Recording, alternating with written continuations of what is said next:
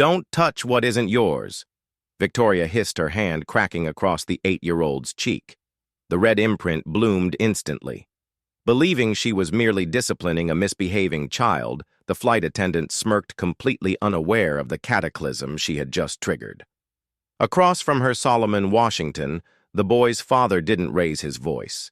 He simply lowered his phone, his eyes hardening with a quiet, calculated fury. What Victoria couldn't possibly know was that the man she had just humiliated wasn't just another passenger. He was America's first black trillionaire, and his finger was already dialing the personal number of Sky Blue's chairman, world to its core. Before we dive into this shocking story of discrimination and justice, let me know where you're watching from. If you believe in standing up against injustice and exposing prejudice, smash that like button and subscribe for more eye-opening true stories that rarely make mainstream news. Solomon Washington adjusted his custom Italian suit as he guided his children, 8-year-old Marcus and 12-year-old Zara, down the jet bridge toward Sky Blue Airline's flagship aircraft. Despite owning a fleet of private jets, Solomon occasionally flew commercial to stay connected with everyday experiences. His newest tech innovation had just pushed his net worth past the $1 trillion mark, making headlines as America's first black trillionaire. Marcus bounced excitedly, clutching his favorite action figure, while Zara walked confidently beside her father, already showing the poise that would one day make her a formidable businesswoman in her own right. As they reached the aircraft door flight, attendant Victoria Reed's welcoming smile instantly vanished when she saw them. Her eyes narrowed, scanning their designer clothes with unconcealed suspicion. "Economy boarding is from the rear entrance," she said sharply. Not even bothering to look at their tickets, Solomon calmly held up 3 first-class boarding passes. "We're in seats 2A through C." Victoria snatched the passes, examining them as if searching for forgeries. She reluctantly stepped aside with a tight-lipped, "Very well," muttering just loud enough to be heard. They'll let anyone up here with points these days. As the Washingtons made their way to their seats, Solomon noticed the stark contrast in treatment. A white family in expensive but less refined clothing was greeted, warmly offered pre-flight champagne, and had their bags expertly stowed by the same attendant who had barely acknowledged his family's existence. "Daddy, why was that lady mean?" Marcus whispered, his innocent eyes confused. "Some people judge books by their covers, son," Solomon answered quietly, helping his children settle in. He'd built his empire by noticing patterns others missed, and he immediately began mentally documenting each interaction, each subtle slight. This wasn't his first encounter with discrimination. Despite his wealth, money might have bought him access to exclusive spaces, but it couldn't buy respect from those who refused to see past his skin color as other passengers boarded. Solomon reflected on his journey from the struggling Brooklyn neighborhood where he grew up. His single mother had worked 3 jobs to keep him in a decent school, where his mathematical genius had eventually earned him scholarships, even with degrees from MIT and Stanford venture capitalists, had initially refused to fund his startups until a blind submission process finally gave his innovations a chance. Each step had required 10 times the effort of his white counterparts. Victoria purposely avoided their section during pre-takeoff service when she finally approached. She addressed the white businessman across the aisle first, then the elderly couple behind them, before reluctantly turning to the Washingtons.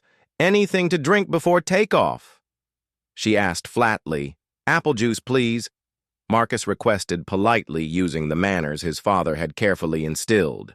Victoria's eyes rolled slightly. She turned to another flight attendant and said loudly, "These people always cause extra work. Watch them ask for the entire beverage cart." Solomon maintained his dignity, his face impassive. Despite the burning indignation he felt, Zara squeezed his hand, her young face showing she understood exactly what was happening. When Victoria returned, she carelessly thrust the drink toward Marcus, the plastic cup tipped, spilling cold water across Solomon's lap and onto his $5,000 suit.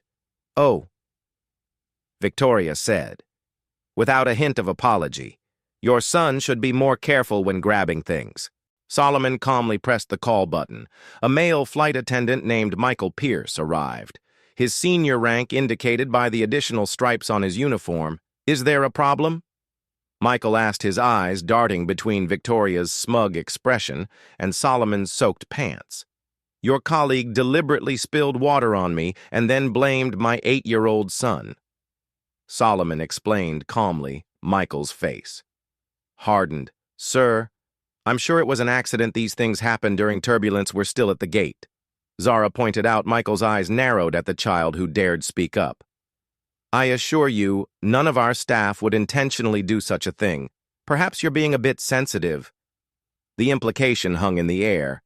Solomon recognized the unified front forming against his family. He'd seen it countless times in boardrooms and country clubs before his success had become too substantial to ignore. He pulled out his phone and began typing notes, including names and times. This subtle action caused both flight attendants to exchange nervous glances before they retreated to the galley as the aircraft pushed back from the gate. Solomon watched Victoria laugh with her colleagues while gesturing toward his family. He knew from decades of experience that this flight was going to be problematic, but he had no idea just how significantly it would change all their lives in the hours to come as the plane climbed through turbulent air. Little Marcus Washington whimpered softly, his small hands pressing against his ears. Solomon knew his son's condition well. This wasn't a tantrum, but genuine pain. From pressure changes affecting his sensitive eardrums, he fished in his bag for the special eardrops the pediatrician had prescribed. But before he could administer them, Victoria's sharp voice cut through the cabin.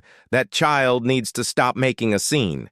She announced loudly, "This is first class, not a playground." Solomon noticed a white family across the aisle whose toddler was crying much more loudly. Victoria was already there, cooing sympathetically and offering warm towels and candy to help with ear pressure.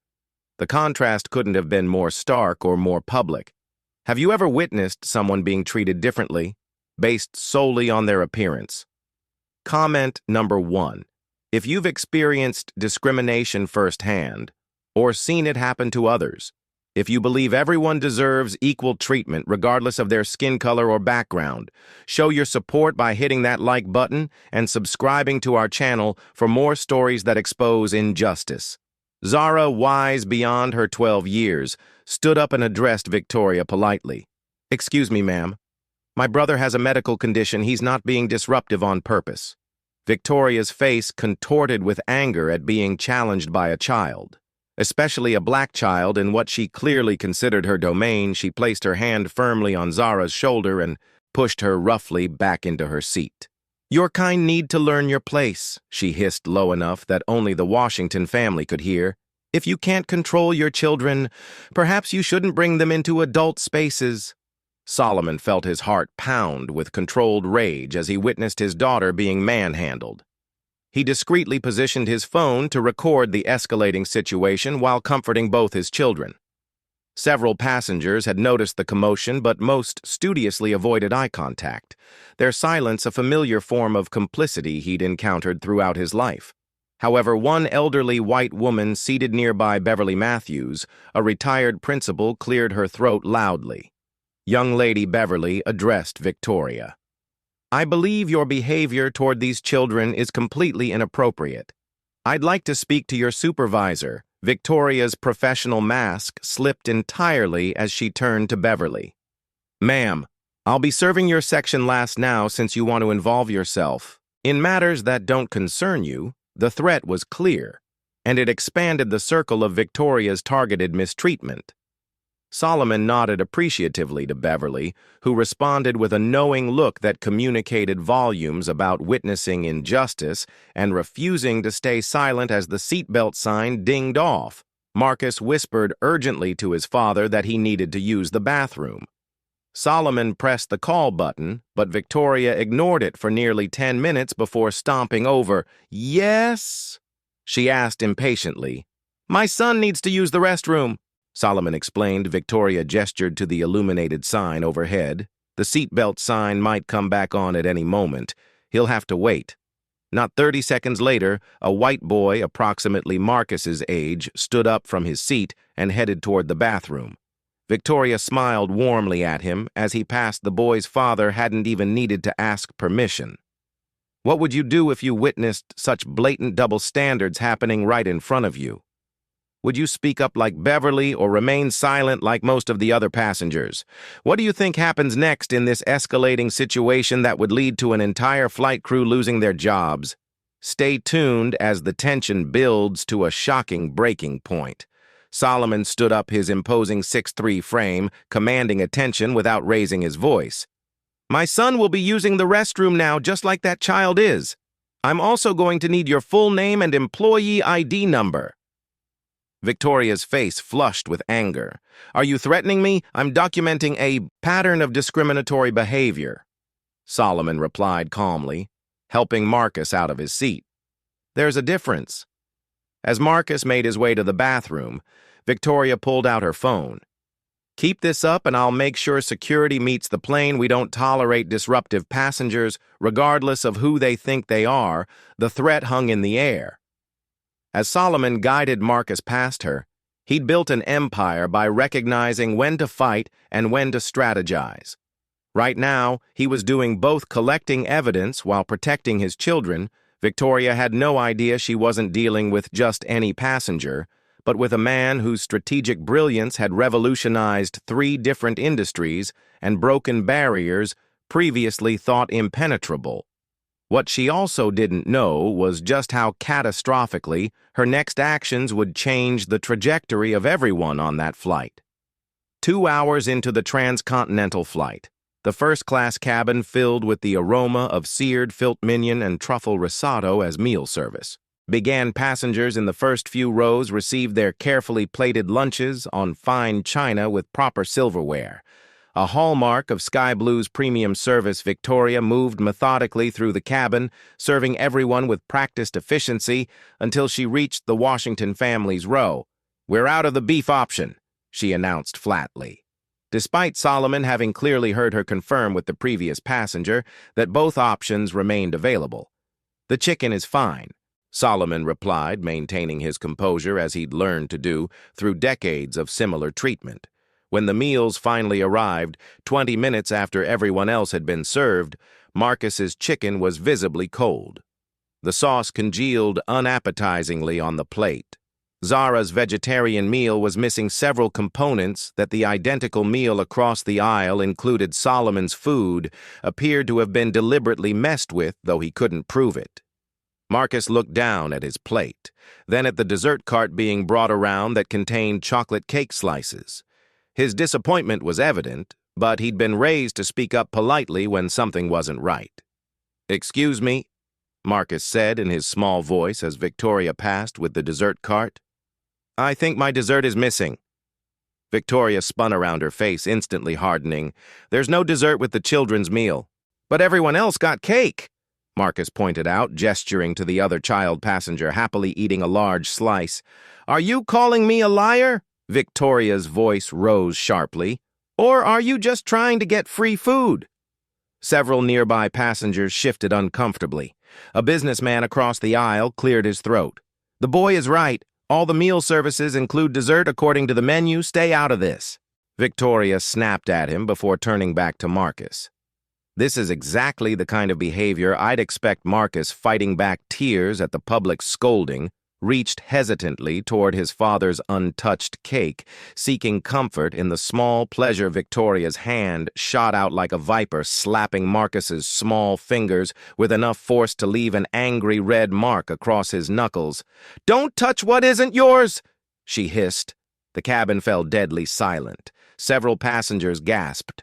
Marcus's eyes welled with tears of pain and humiliation.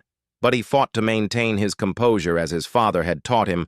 Solomon remained still, his face betraying nothing, while his mind calculated his next move with the precision that had made him a business legend. You hurt me, Marcus whispered, a single tear escaping. Despite his best efforts, something in Victoria snapped at this simple statement of fact. Perhaps it was the calm dignity of a child she'd expected to crumble into a tantrum. Perhaps it was the increasingly disapproving looks from other passengers, whatever the trigger. Her hand lashed out again this time, striking Marcus across his cheek with an audible crack that echoed through the silent cabin. "Don't you dare accuse me of anything, you spoiled brat!" she spat. Time seemed to stop. A woman gasped. Someone's drink tumbled to the floor.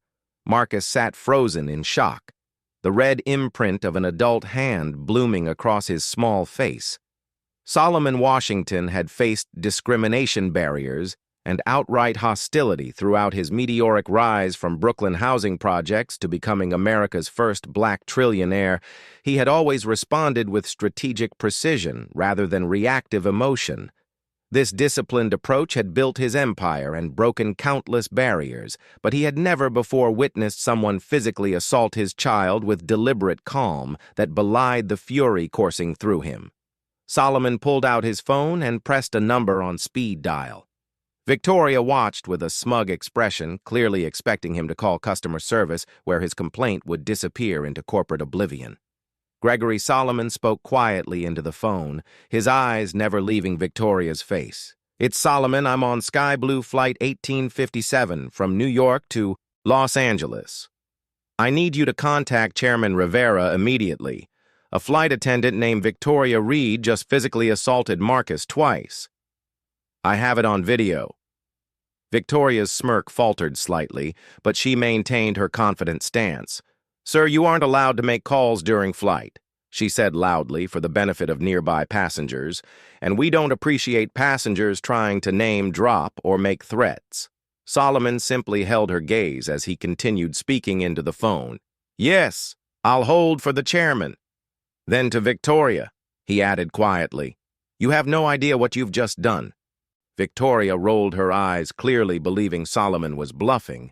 She had dealt with difficult passengers claiming connections before she had no way of knowing that Solomon Washington owned 22% of Sky Blue Airline's parent company, or that Chairman Rivera had personally courted his investment during the airline's financial troubles 2 years earlier, as Victoria strutted away, whispering to her colleagues and casting disdainful looks back at the Washington family.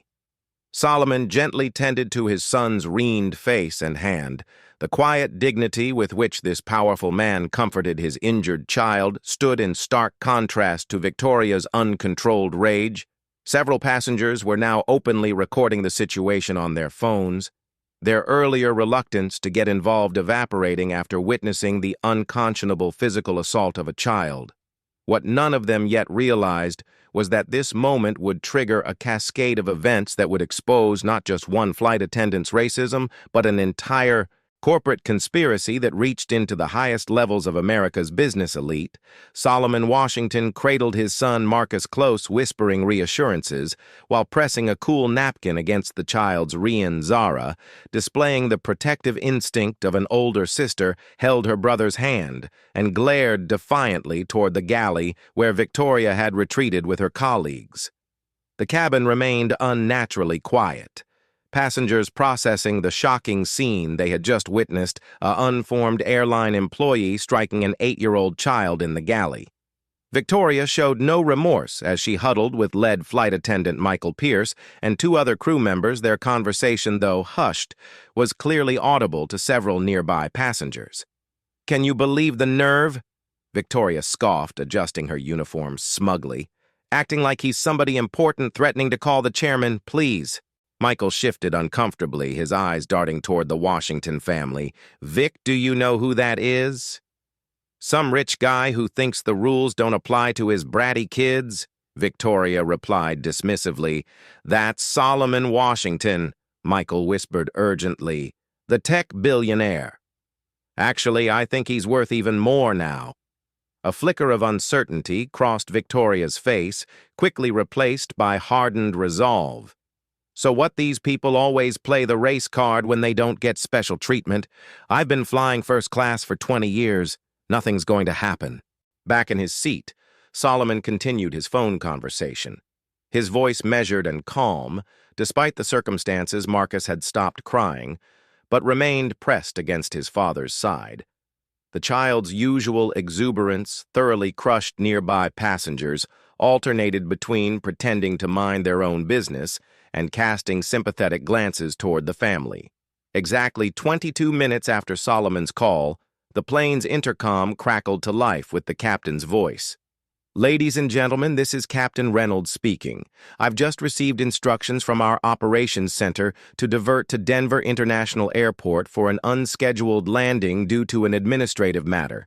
We should be on the ground in approximately 40 minutes. We apologize for any inconvenience."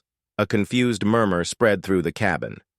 Victoria emerged from the galley, her face flushed but her stance defiant as she approached the Washington family once more. "I hope you're happy," she said, leaning down toward Solomon, "inconveniencing everyone with your complaints."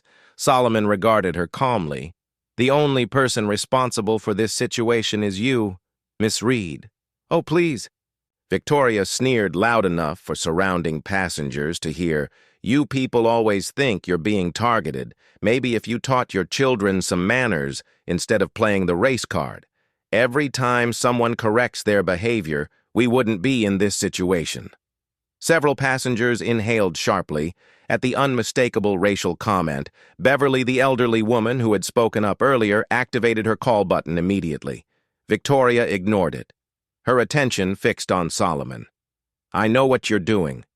Victoria continued, her voice dripping with contempt. "Recording everything, trying to get a big settlement. Well, it won't work. I have rights too, and I'm documenting your disruptive behavior." Solomon remained stone-faced, still on his phone call, though not speaking. Victoria misinterpreted his silence as submission or perhaps fear of her threats. "Hand over your phone," she demanded, suddenly recording. "Crew members is against airline policy and federal aviation regulations." "No, it isn't," came a voice from across the aisle. A middle-aged man who identified himself as an aviation attorney. "Passengers are permitted to record their own experiences on aircraft, including interactions with crew." Victoria's face contorted with rage at this contradiction. "I wasn't talking to you," she snapped before turning back to Solomon the phone. Now Solomon finally lowered his phone slightly. "I'm currently speaking with Chairman Rivera of Sky Blue Airlines and Mr. Thornton, your CEO. They're both on the line and have been listening to this entire interaction. Would you like to speak with them?" Victoria laughed derisively. "Right? And I'm on the phone with the president. Your bluffs don't scare me." As if in response to her dismissal, every one of the crew phones in the galley began ringing simultaneously. Michael reluctantly answered one, his face draining of color. As he listened to the voice on the other end, he gestured frantically for Victoria to join him. "What?" she demanded as she approached. "It's the chief operating officer," Michael whispered, his hand shaking as he held out the phone. "For you specifically." The smug expression finally faltered on Victoria's face, replaced momentarily by uncertainty, before hardening into defiance. She snatched the phone, listening for just a few seconds before responding loudly. "That's not what happened at all. They're lying. That child was being disruptive, and I simply—" She stopped listening again, her knuckles whitening around the phone. "But you can't just— Don't I get a chance to— Hello? Hello?" The Denver skyline came into view as the aircraft began its descent. Victoria stormed back to the Washington family, her professional demeanor completely abandoned. "You think you've won, but you have no idea who you're messing with," she hissed at Solomon. "I have friends, 2 powerful friends." Solomon finally broke his calm silence. "Mrs. Reed, for your own sake, I suggest you stop talking immediately." As the plane touched down at Denver International, passengers were startled to see a veritable welcoming committee waiting on the tarmac. Through the aircraft windows, not the usual ground crew, but what appeared to be airline executives in suits accompanied by airport security officers. Victoria maintained her confidence right until the jet bridge connected and the aircraft door opened, when the lead person, a woman in an impeccable suit with a sky blue executive badge, stepped aboard. Victoria stepped forward with a victorious smile. "Thank goodness you're here. This passenger has been harassing me and making false accusations. I need him removed from the flight immediately." The executive didn't even glance at Solomon. Instead, she addressed the pilot, Captain Reynolds. "I'm Diane Morales, Vice President of Flight Operations. I need your entire cabin crew to deplane immediately with your documentation. A replacement crew is standing by." Victoria's face crumpled in confusion. "Wait, what? We're being deplaned, but what about them?" She pointed accusingly at the Washington family, Mrs. Reed, along with the rest of this. "Cabin crew is being removed from duty, effective immediately pending investigation." Morales announced loud enough for all passengers to hear. "Airport security will escort you to the administrative offices." As security officers stepped forward, Victoria's professional facade completely crumbled.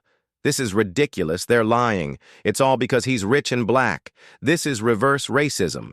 Passengers watched in stunned silence as Victoria was escorted from the aircraft, still shouting accusations. Michael and the other crew members followed quietly, their faces ashen through the windows.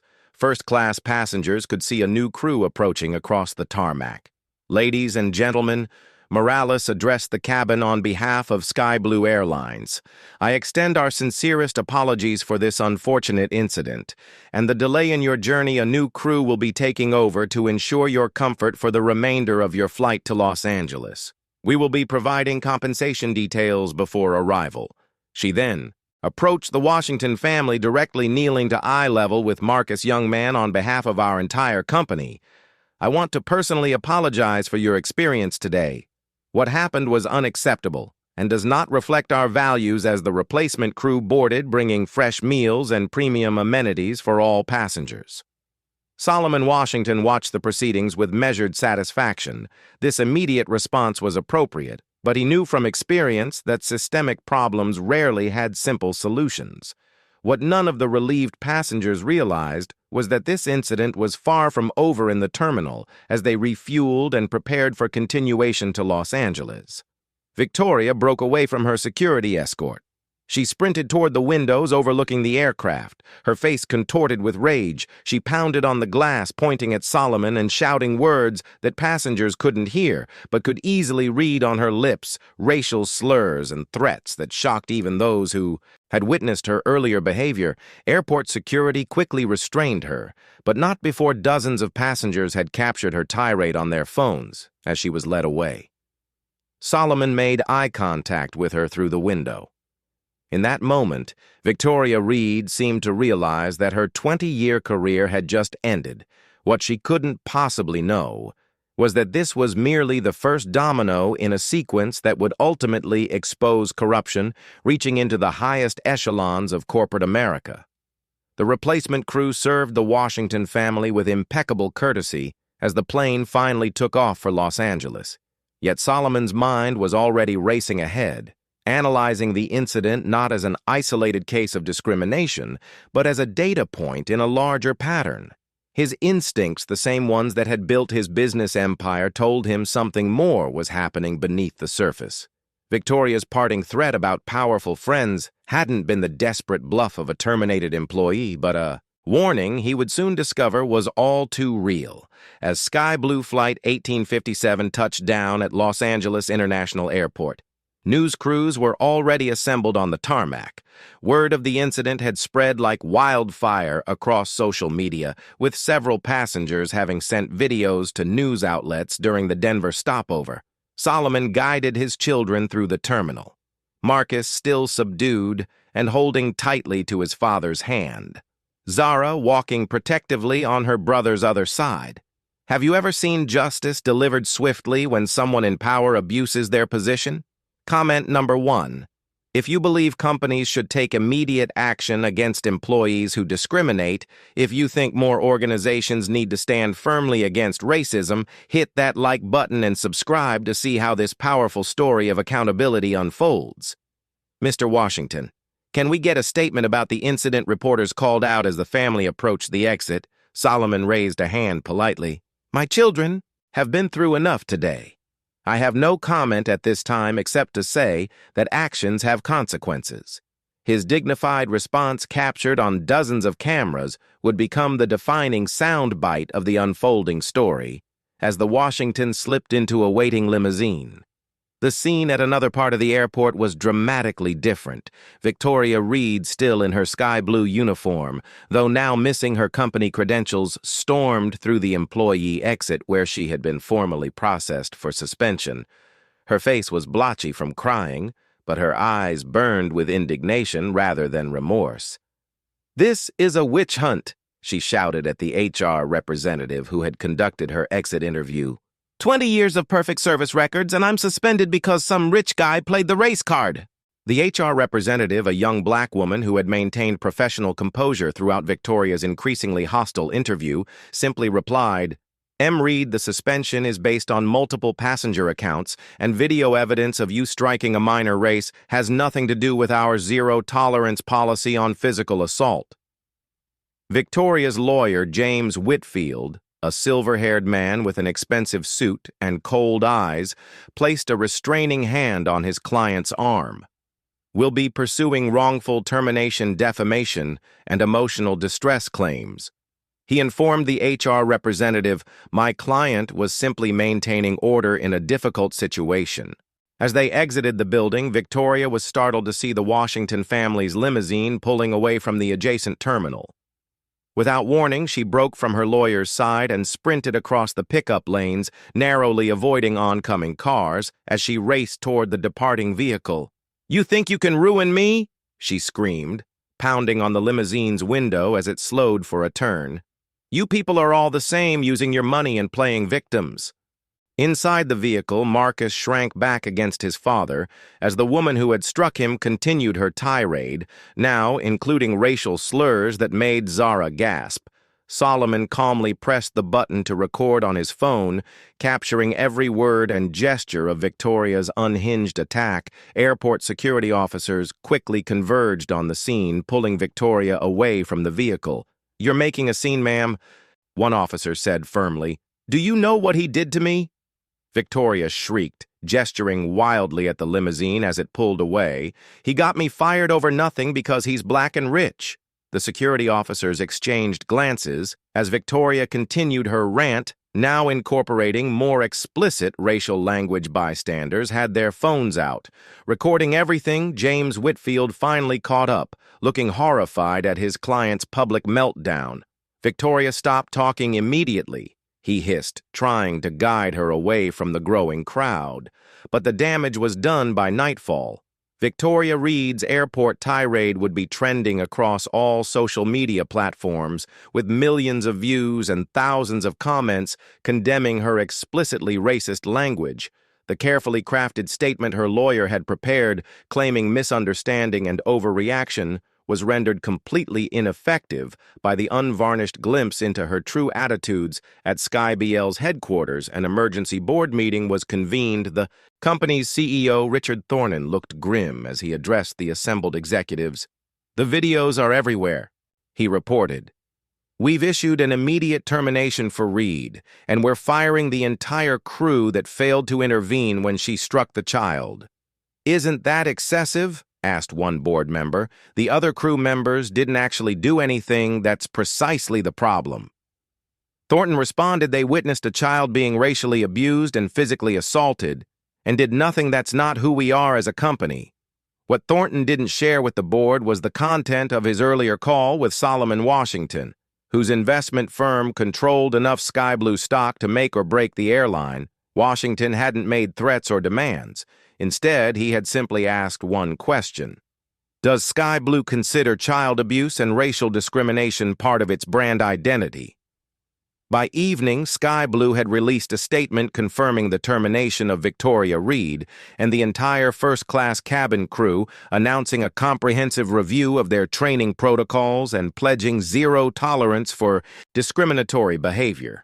The statement made headlines across all major news outlets, with commentators praising the swift response. What none of them knew was that Solomon Washington had already instructed his team to begin reviewing every contract his vast business empire had with Sky Blue and its parent company, a portfolio worth over $200 million annually in corporate travel alone, as the Washingtons arrived at their bare estate. Solomon's phone rang with an update from his office. Sir Washington Innovations Bike will be re-evaluating our travel contracts as planned, his chief of staff reported, but there's something else you should know. We're seeing an organized social media campaign starting to form around Victoria Reed. It doesn't look organic. Solomon thanked him and hung up, gazing thoughtfully at his children who were finally relaxing in the safety of their home theater. The traumatic flight momentarily forgotten as they lost themselves in an animated film. He had hoped this would be a simple case of accountability for one person's reprehensible actions. His instincts told him it was about to become something much more complex and far more dangerous. What do you think will happen next? Will Victoria Reed accept her termination, or is this just the beginning of a bigger battle? And who might be behind this organized social media campaign, supporting someone caught on video assaulting a child? The real conspiracy is just starting to unfold by the following morning, as sky blue racism had become the top trending topic across all social media platforms. Video clips of Victoria Reed slapping Marcus Washington had been viewed over 50 million times, with the subsequent airport tirade reaching similar numbers. Public opinion seemed overwhelmingly against the former flight attendant, with most commenters expressing shock that such blatant discrimination could occur in 2025. But by mid-afternoon, a counter-narrative began emerging. Victoria Reed, freshly coiffed and dressed, conservatively appeared on national morning news, tears streaming down her face as she told a dramatically different version of events. "I have devoted my life to customer service," she sobbed, dabbing at her eyes with a tissue. "What they're not showing you is how disruptive that child was being, endangering other passengers by running in the aisles and throwing food." The interviewer, clearly sympathetic, nodded encouragingly. "And you're saying the father Solomon Washington used his wealth and influence to have you fired without due process?" "Exactly." Victoria nodded vigorously. 20 years of perfect service records thrown away because someone powerful played the race card. What about my rights? What about the fact that I'm a single mother with a mortgage? No mention was made of the multiple videos clearly showing Marcus Washington seated quietly when Victoria struck him, nor of her racist tirade at the airport. Instead, the segment featured carefully selected photos of Victoria volunteering at community events and a testimonial from a former colleague praising her professionalism. Within hours of the interview, a new hashtag began trending, "Stand with Victoria." The online conversation shifted dramatically, with thousands of accounts suddenly sharing near-identical messages about reverse racism and cancel culture gone too far. A fundraiser for Victoria's legal defense collected over $100. In its first day at Sky Blue headquarters, CEO Richard Thornton stared grimly at the social media analytics on his screen. "This is coordinated," he told his crisis management PO. "These aren't organic reactions." His phone rang with a number he recognized immediately. Solomon Washington. "I assume you're seeing." "What I'm seeing," Solomon said without preamble, when Thornton answered, "Yes, we're not backing down from our decision." "Solomon, the videos speak for themselves. It's bigger than your airline now." Solomon replied, "My security team has identified bot networks amplifying her message. Someone with significant resources is backing her." As Solomon spoke, his personal assistant alerted him to breaking news. Washington Innovations had just lost a $50 million government contract that had been all but finalized the previous week. The official reasons cited administrative reconsideration, but the timing was suspicious to say the least. Meanwhile, Marcus Washington had returned to his exclusive private school, the Alpine Academy. Solomon had notified the administration about the incident, expecting additional support for his traumatized son. Instead, the headmaster seemed strangely distant during their call, offering only perfunctory concern. Solomon now understood why when Zara called him from her classroom, her voice tight with controlled anger. "Dad, you need to come to school right now." The parents are saying horrible things to Marcus. Solomon arrived to find his son sitting alone in the headmaster's office, tears streaming silently down his face. The headmaster, Dr. Ellison, looked uncomfortable, but not particularly sympathetic. "Mr. Washington, There seems to be some disagreement among our parent community regarding the incident on your flight disagreement. Solomon echoed incredulously. My son was physically assaulted by an airline employee. There is video evidence. Dr. Ellison shifted in his chair. Several of our most prominent families believe the media coverage has been unfair to Ms. Reed. They feel your family's influence has distorted the story they're calling Marcus a liar. Zara interjected and saying, Dad only got where he is by playing the race card. Young lady, that's not exactly what Dr. Ellison began. It's exactly what the Davenport twins' mother said, Zara countered right in the hallway, loud enough for everyone to hear. Solomon's calm exterior masked his growing realization that what he was facing extended far beyond one flight attendant's actions. The coordinated nature of the backlash, the sudden contract cancellation, and now the school administration's thinly veiled hostility all pointed to something more systematic. Dr. Ellison. Solomon said quietly, Are you suggesting my children are no longer welcome at Alpine Academy? The headmaster's expression confirmed Solomon's suspicion before he even spoke. Mr. Washington, perhaps it would be best for everyone if Marcus and Zara took some time away from campus until this media attention dies down. In other words, Solomon thought, protect the wealthy white families from the uncomfortable reality of racism rather than protect the black children actually experiencing it. It was a familiar pattern, just in a new setting. As the Washingtons left the school, reporters had somehow gathered at the gates. Solomon ushered his children into their waiting car as shouted questions followed them.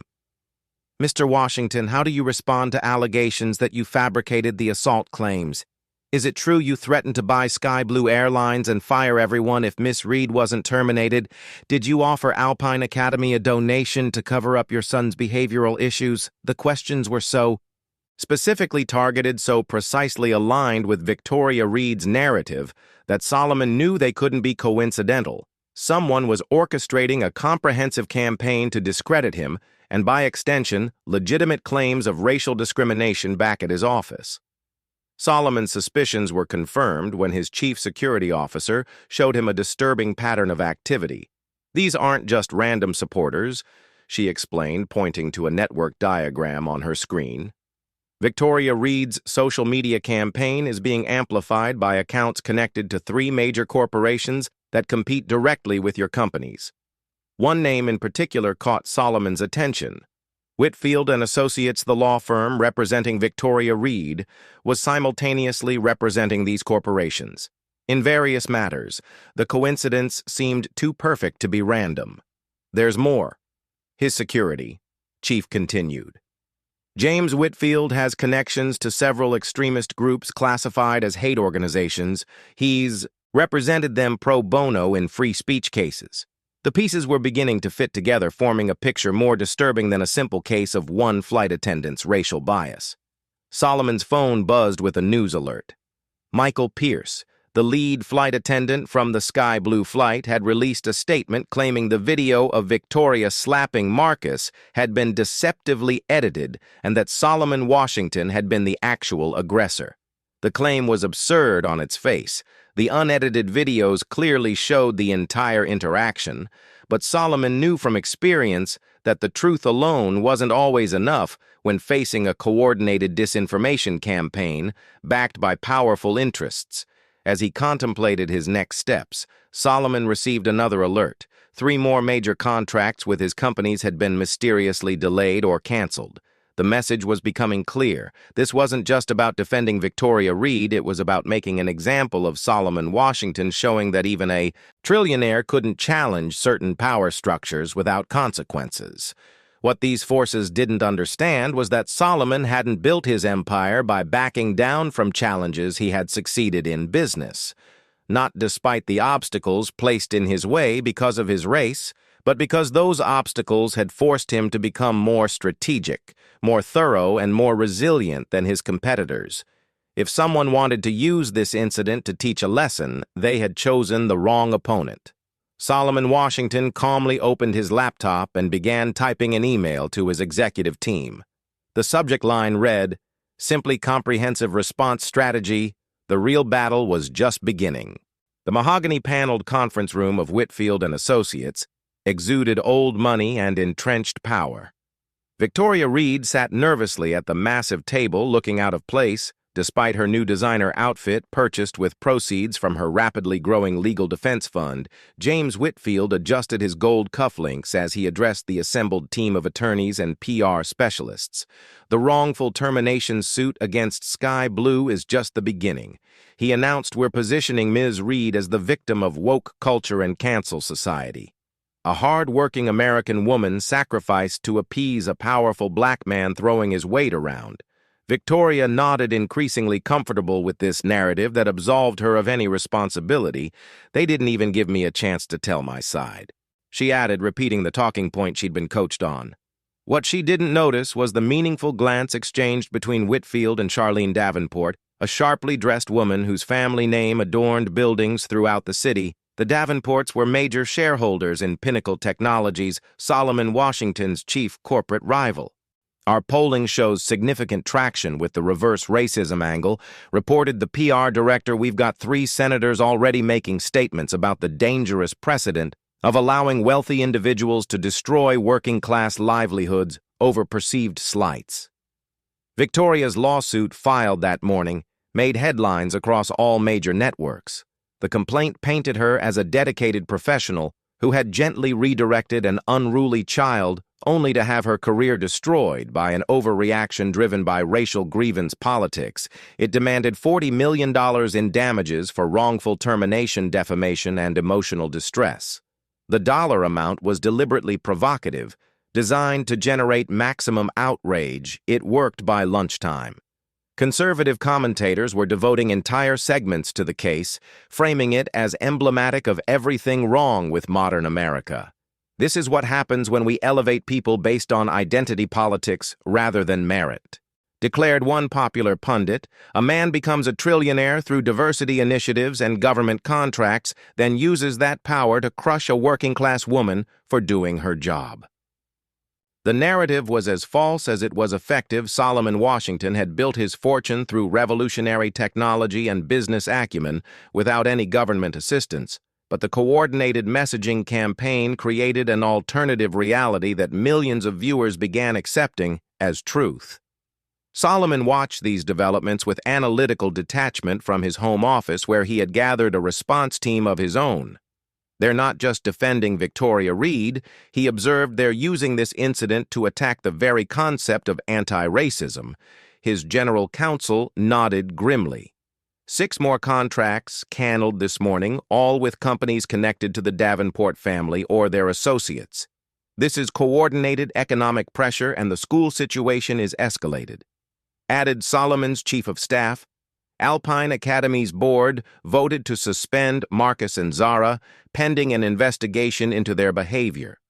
3 other families have withdrawn their children, claiming they don't feel safe. Solomon absorbed this information with the same calm precision that had guided his rise from poverty to unprecedented wealth, where others might have seen only attacks. He recognized a pattern revealing his opponent's strategy and, more importantly, their vulnerabilities. "They're trying to isolate us socially and economically," he concluded. "Classic tactics against those who challenge entrenched power, but they've made 3 critical errors." He stood and approached the digital whiteboard where his team had mapped the connections between Victoria Reed, James Whitfield, the Davenport family, and various media outlets amplifying their message. "First, they assumed I would respond emotionally rather than strategically. Second, they underestimated how much evidence we already have. And third," he smiled slightly, "they forgot to check what other companies I own." Solomon gestured to his chief technology officer. "Activate protocol verification." The CTO nodded and began typing rapidly on his laptop. Within minutes, every major social media platform lit up with authenticated, time-stamped video from multiple angles of the entire flight incident, including footage that hadn't previously been public. The videos came with forensic certification of their authenticity, leaving no room for claims of deceptive editing simultaneously. Solomon's media company released a special report documenting Victoria Reed's history of customer complaints, disproportionately filed by passengers of color. Former Sky Blue employees protected by anonymity described a pattern of similar behavior that had been repeatedly overlooked by management. But Solomon's most effective counter-move targeted the financial infrastructure supporting Victoria's campaign. His team had traced the primary funding sources behind her suddenly enormous legal defense fund to shell companies ultimately controlled by the Davenport family, and their associates released the financial analysis. Solomon instructed his communications director within hours. Detailed reports appeared across financial news outlets. Flight attendants' grassroots support revealed as AstroTurf campaign funded by tech rivals family. The articles meticulously documented how the same entities bankrolling Victoria Reed's defense were simultaneously canceling contracts with Washington. Innovations companies. The coordinated nature of these revelations shifted the narrative dramatically. What had been portrayed as a simple employment dispute was now revealed as a sophisticated attempt by powerful interests to weaponize racism for corporate advantage. Victoria Reed, watching her smartphone notifications explode with this new wave of coverage, turned pale. "They're saying I'm just a pawn," she told Whitfield during an emergency meeting, "that I'm being used by billionaires in some corporate war." Whitfield's usually composed demeanor showed cracks of concern. "Stay on message," he instructed firmly. "You're the victim here.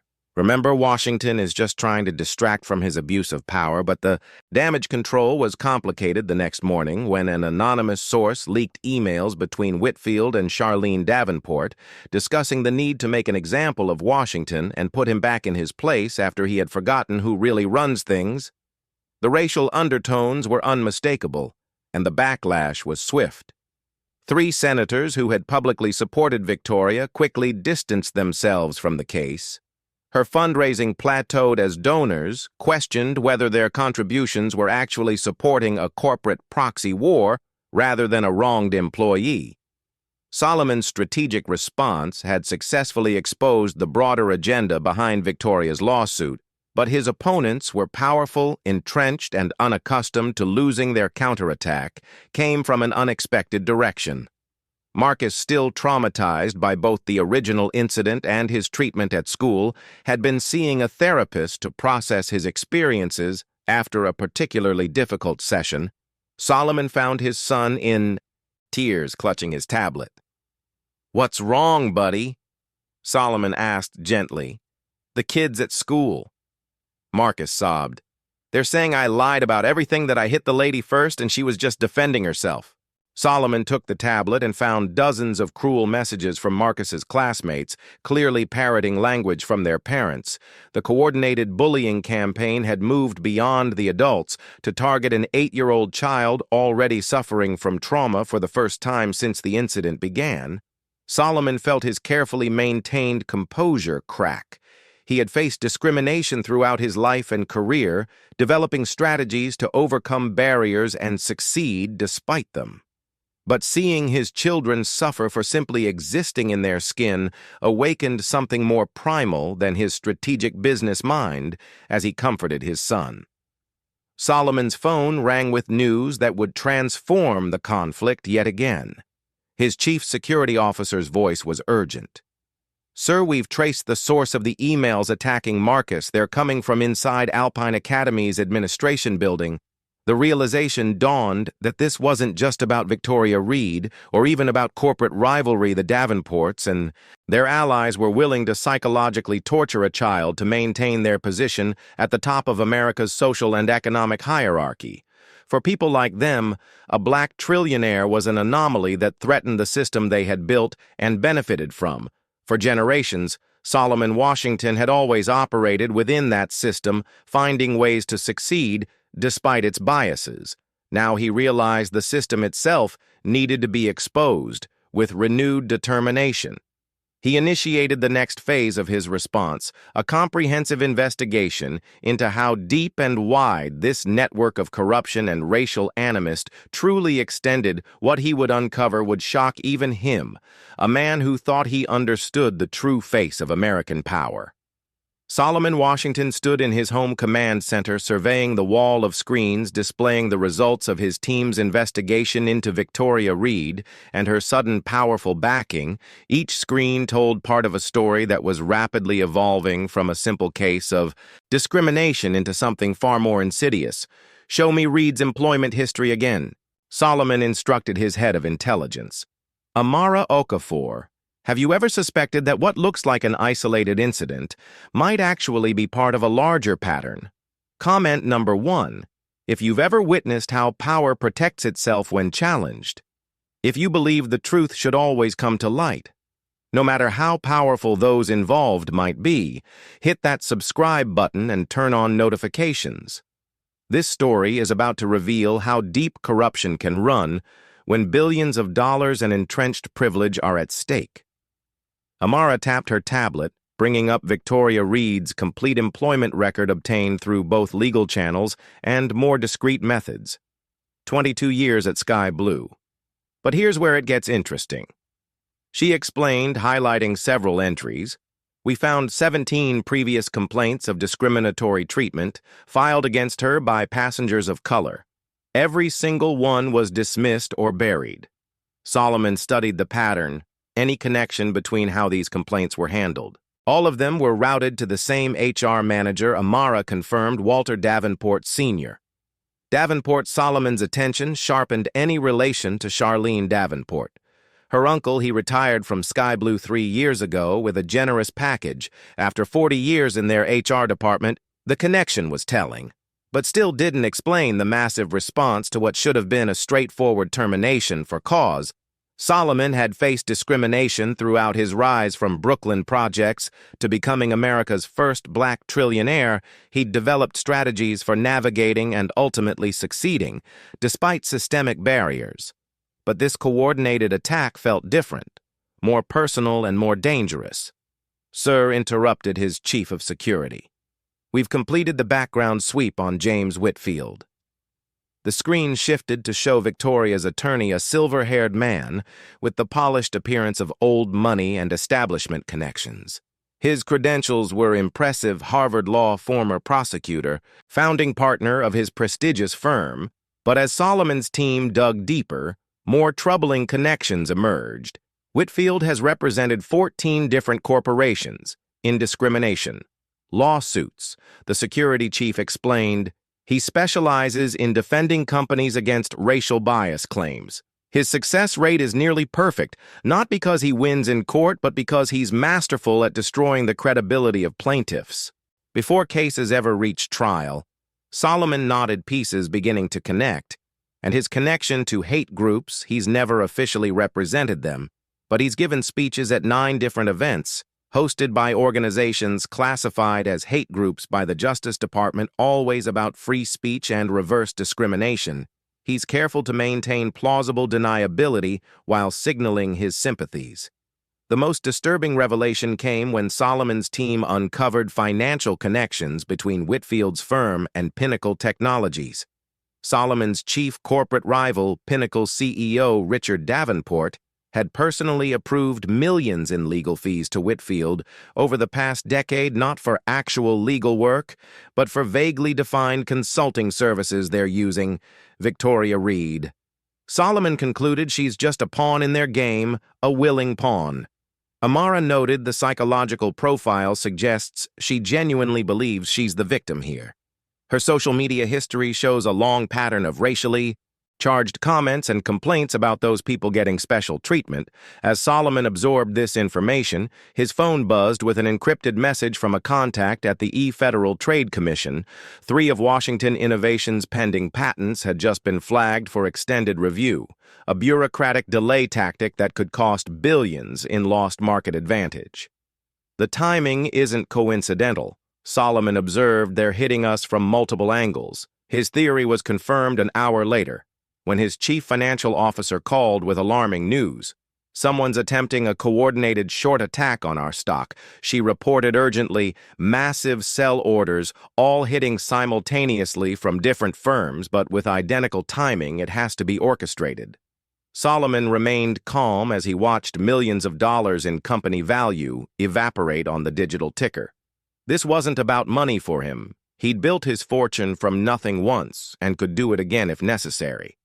What troubled him was the realization that America's power structure was willing to mobilize this level of resources to put him in his place for simply standing up against the racial abuse of his child. The most disturbing development came that evening when Solomon's private email server was breached despite world-class security by morning.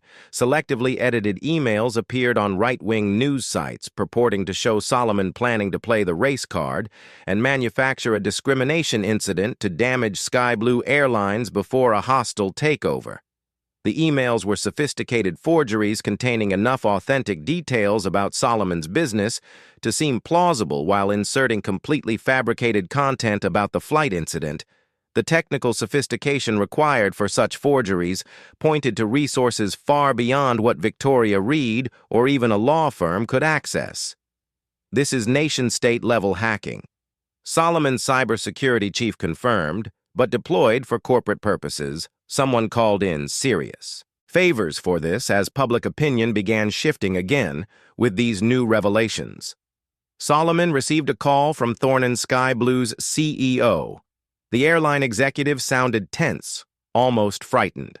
Solomon, the board is meeting tomorrow to reconsider Reed's termination. He admitted there's enormous pressure to characterize this as a misunderstanding and offer her job back.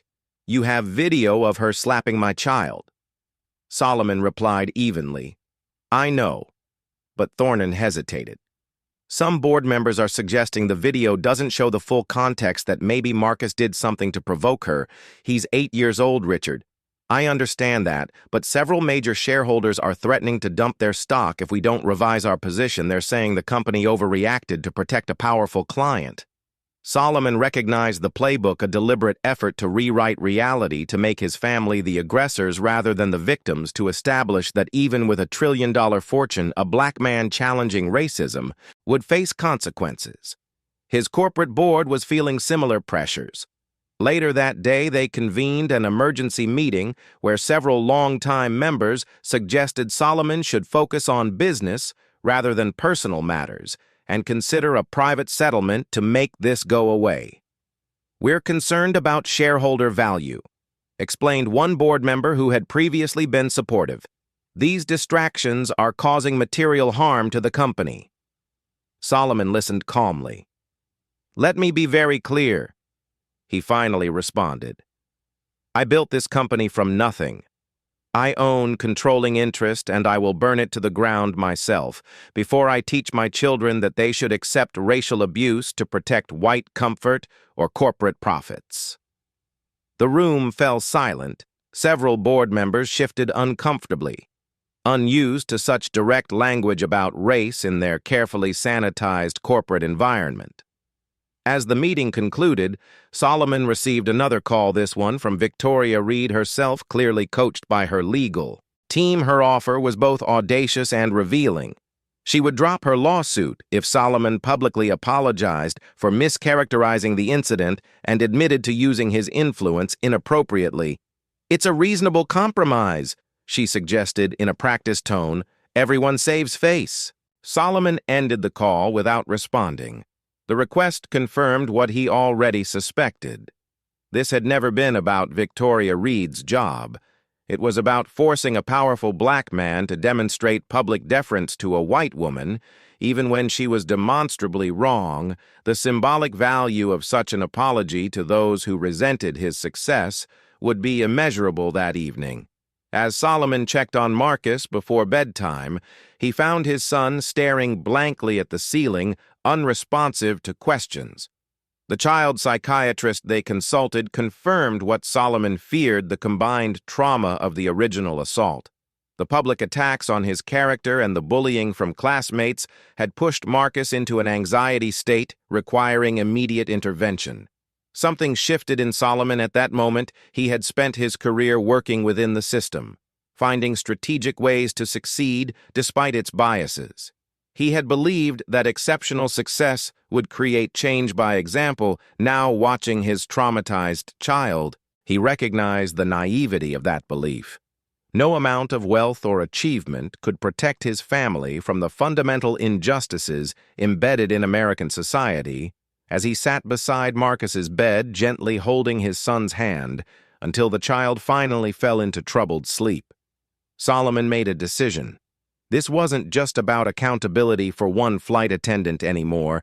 It was about exposing the entire network of power and privilege that had mobilized to protect her, not because they cared about Victoria Reed, but because they feared the precedent of a black man successfully demanding justice.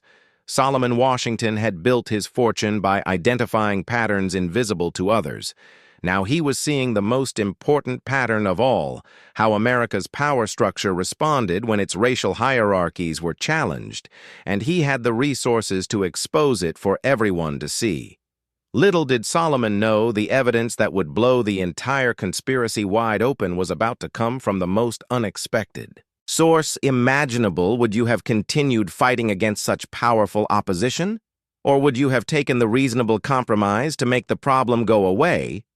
What do you think is hidden in the evidence that's about to emerge? The most shocking revelations are yet to come in this tale of corruption, power, and the fight for basic human dignity.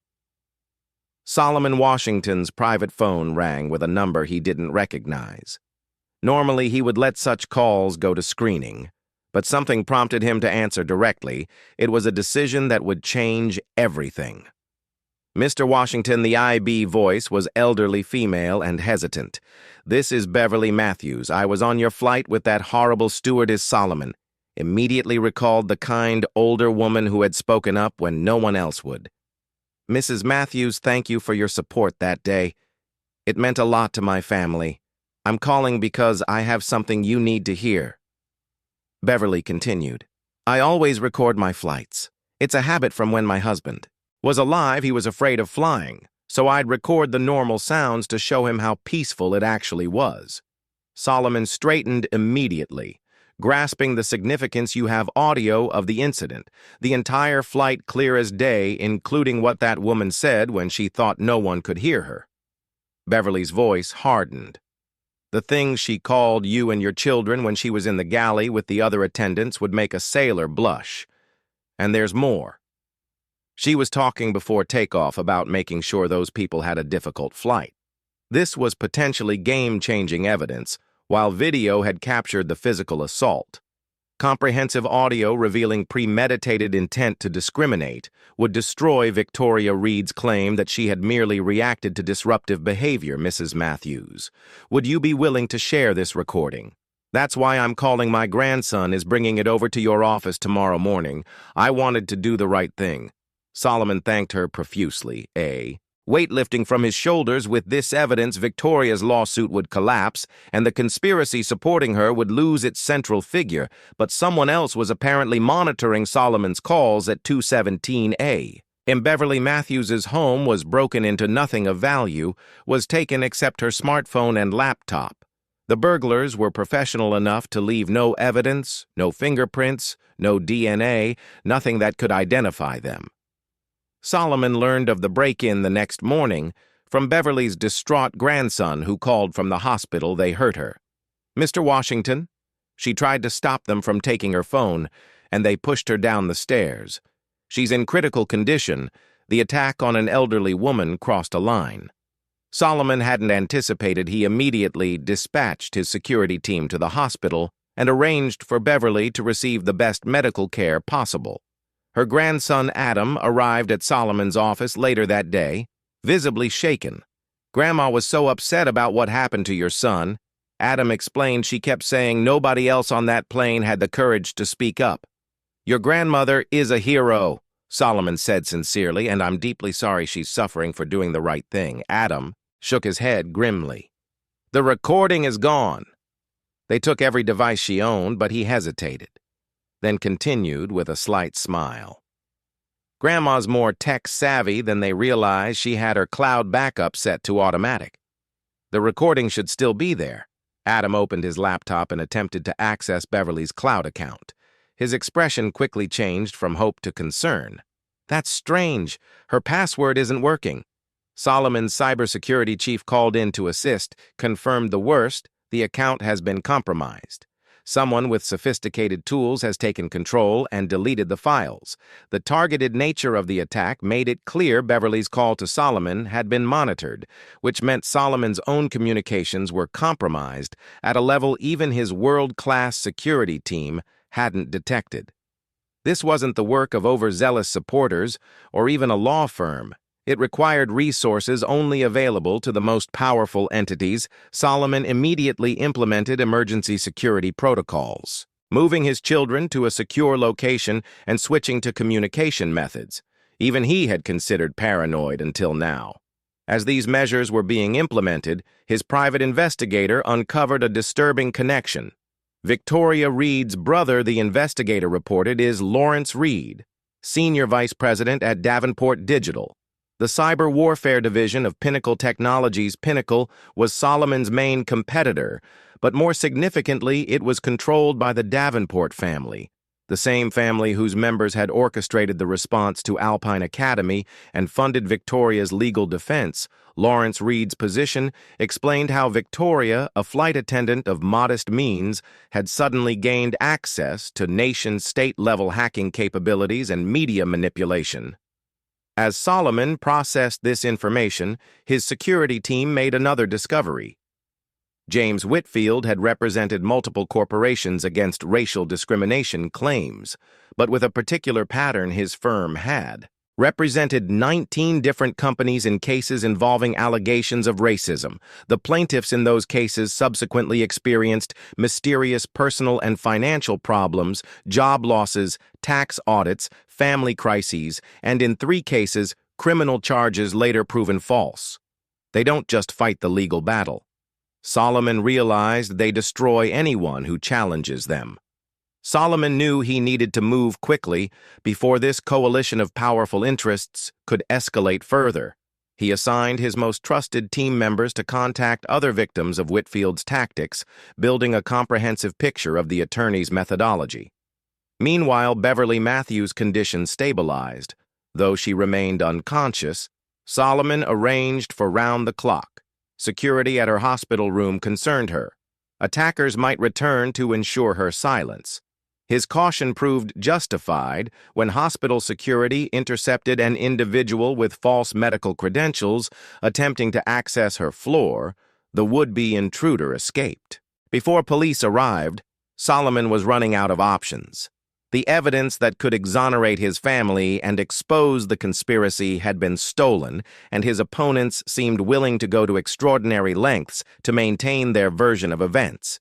Even with his vast resources, Solomon faced an organized network that controlled key institutions from media outlets to regulatory agencies. As he contemplated his next steps, Zara knocked on his office door at 12. She already showed the easy analytical mind that would one day make her a formidable leader in her own right. "Dad," she said without preamble, "I think I know who might have evidence about what really happened." Solomon raised an eyebrow, inviting her to continue Marcus's watch. She explained the one Grandma gave him for his birthday. "It has that emergency recording feature that activates when heart rate spikes. Marcus was wearing it on the plane." Solomon felt a glimmer of hope. The child's smartwatch had been designed with safety features to activate during emergencies, capturing audio and location data. If it had triggered during Victoria's assault, it might have recorded crucial evidence. They found Marcus in the secure residence's game room, still subdued, but showing small signs of recovery. When asked about his watch, he nodded. "It buzzed when the mean lady hit me. I saw the red light." Solomon gently retrieved the watch, which his security team confirmed had not been connected to compromised networks. The recording was still intact, capturing not just the slap, but the crucial moments before it, when Victoria could clearly be heard making racially charged comments and discussing with another crew member how they would make sure these people know their place. It wasn't as comprehensive as Beverly's recording, but it was damning nonetheless, and more importantly, it was secure. Solomon immediately transferred the data to protected servers and prepared to counterattack. What he didn't realize was that this evidence was just the tip of a much larger iceberg that would soon be revealed. Solomon Washington straightened his tie as he prepared to face the Washington Innovations Board of Directors. Despite founding the company and maintaining majority ownership, he knew several board members had been pressured to support a motion forcing him to step back from day-to-day operations until the personal matter with Victoria Reed was resolved. The boardroom was tense as Solomon entered, members avoiding his gaze. Corporate attorney Caroline Miller opened the proceedings with practiced neutrality. "We're here to discuss concerns about recent events affecting company valuation and reputation. Several members have proposed a temporary leadership transition to address these challenges," Solomon noted. Which board members wouldn't meet his eyes mentally? Cataloging the ones who'd clearly been compromised, he was about to respond when his phone vibrated. With an urgent message from Zara, "Stall the meeting, Amy Matthews trying to reach you says, it's life or death before we proceed." Solomon said smoothly, "I'd like to request a 30-minute recess to review some relevant documents that just arrived." The board chair reluctantly agreed. Solomon stepped out immediately, calling the number Zara had forwarded. Amy Matthews, Beverly's granddaughter, answered on the first ring, her voice breathless with urgency. Mr. Washington, Grandma had a backup. She always kept copies of important things in multiple places. There's another recording in her safety deposit box I have access, but I need help getting it. Someone's following me. Solomon dispatched his security team to escort Amy safely to the bank. As they waited for confirmation, he reflected on how quickly this had escalated from a single incident of discrimination to what increasingly appeared to be a vast conspiracy involving corporate rivals, media manipulation, and potentially criminal actions. His security chief called back. 20 minutes later, sir. We secured the drive. Ms. Matthews is safe. The recording is intact, but there's something you need to know.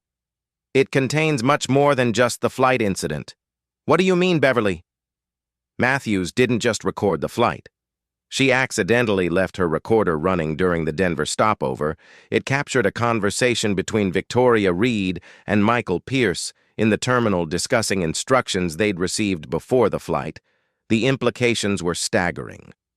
If true, this would prove the discrimination wasn't spontaneous but premeditated, potentially orchestrated by the same interests now attacking Solomon's business.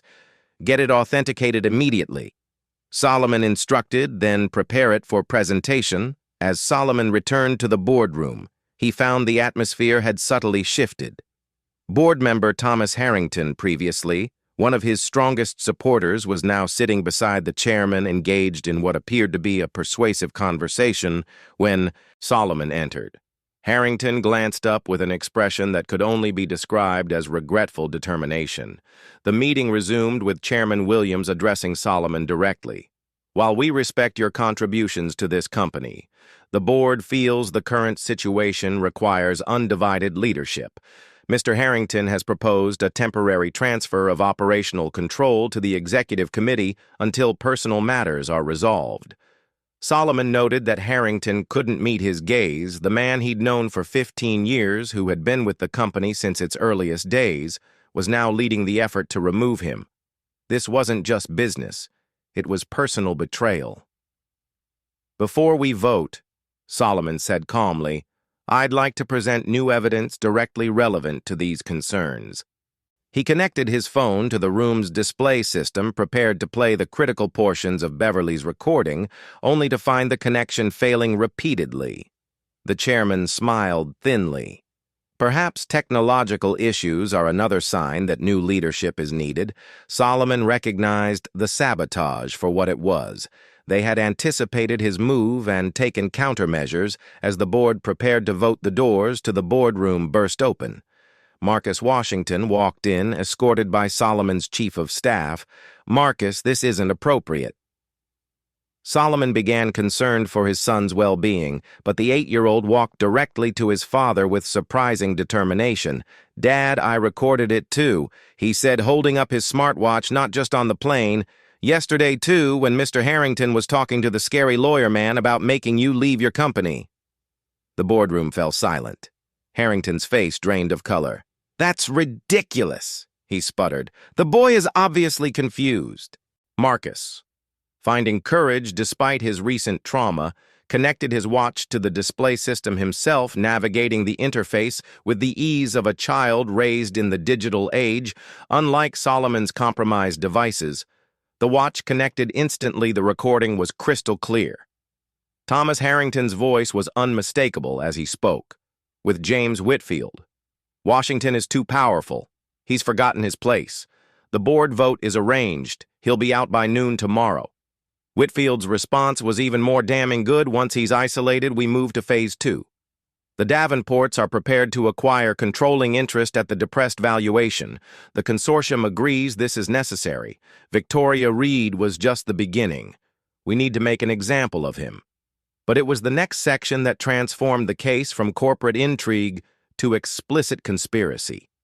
"The black billionaire problem," Harrington said, "is that they don't understand the natural order. Washington needs to learn there are consequences for challenging the system that made America great." As the recording continued, revealing names, dates, and explicit references to using Victoria Reed as a pawn in a larger strategy to put Washington back in his place. Board members exchanged shocked glances. Several physically distanced themselves from Harrington, who had collapsed into his chair. All pretense abandoned, Solomon looked at his son with a mixture of pride and concern. "Marcus, when did you record this?" "When you took me to your office yesterday," Marcus explained. "Mr. Harrington didn't see me in the little room next to your conference room. My watch started recording when he said mean things about us." The child's innocent action, capturing what sophisticated security systems had missed, had exposed the entire conspiracy. The board meeting quickly transformed from an attempt to remove Solomon to an emergency session addressing Harrington's breach of fiduciary duty as security escorted the disgraced board member from the building. Solomon's phone lit up with an urgent alert. Victoria Reed was attempting to flee the country on a private jet, registered to Davenport Holdings. Simultaneously unusual account activity suggested the conspirators were implementing some kind of scorched earth contingency plan, massive data transfers and deletion attempts across systems connected to both Washington Innovations and the Davenport corporate network they're trying to destroy. The evidence, Solomon's cybersecurity chief reported, "This is a sophisticated attack attempting to corrupt all our systems simultaneously." Solomon smiled. "For the first time in days, let them try. We've been running Shadow Protocol since Beverly's home was invaded." Shadow Protocol was Solomon's proprietary contingency system developed after previous corporate espionage attempts. It created secure, isolated backups of all critical data on servers physically disconnected from any network. A digital fortress impervious to even the most sophisticated cyber attacks. As the attack failed to achieve its objectives, federal authorities, acting on evidence provided by Solomon's team, raided offices connected to Whitfield's firm and Davenport's subsidiary companies. The coordinated operation caught several key conspirators in the act of destroying evidence, adding obstruction of justice to the growing list of charges. Victoria Reed, apprehended at the airport, quickly recognized her position as the most exposed member of the conspiracy. "I want immunity," she demanded, when questioned by federal agents. "I'll tell you everything about the Davenports, about Whitfield, about how they orchestrated the whole thing." But Solomon, when consulted by the lead investigator, was firm. No deals. Everyone involved should face the full consequences of their actions, including Victoria Reed. She wasn't forced to strike. My child, that was her choice. As night fell, Solomon returned home to his children, finding Marcus playing video games with something approaching his previous enthusiasm. The boy was resilient, beginning to recover now that the threats were receding. Zara sat nearby, reading legal briefs about the case with the intensity that reminded Solomon so much of himself. "Is it over, Dad?" Marcus asked, looking up from his game. Solomon considered the question carefully. The immediate danger had passed. The conspiracy was exposed, its key members facing both civil and criminal charges. But the underlying issues, the entrenched power structures that viewed black success as a threat to be neutralized, those remained. "The worst is over," Solomon answered truthfully. But the real work is just beginning. He thought about how a simple act of standing up against discrimination had revealed a vast network of corruption and racial animus, reaching into the highest levels of American business and politics. It wasn't just about one flight attendant. It was about a system that reflexively mobilized to protect white privilege whenever it was challenged. Solomon's phone buzzed with news that Michael Pierce, the lead flight attendant who had enabled Victoria's behavior, was offering to testify against the larger conspiracy in exchange for leniency, like rats fleeing a sinking ship. The coalition assembled against Washington was rapidly disintegrating. What none of them understood was that Solomon Washington hadn't built a trillion-dollar empire by seeking revenge. He had succeeded by transforming challenges into opportunities, and the opportunity before him now was unprecedented, the chance to expose and dismantle systemic discrimination at its source as his children. Drifted off to sleep, Solomon began formulating not just his legal strategy for the coming days, but his vision for fundamental change. This incident, painful as it had been for his family, had provided a unique window into how power operated in America, and Solomon Washington had never been one to waste an opportunity. The federal courthouse buzzed with unprecedented security as black SUVs delivered key figures in what the media now called the Reed conspiracy Victoria.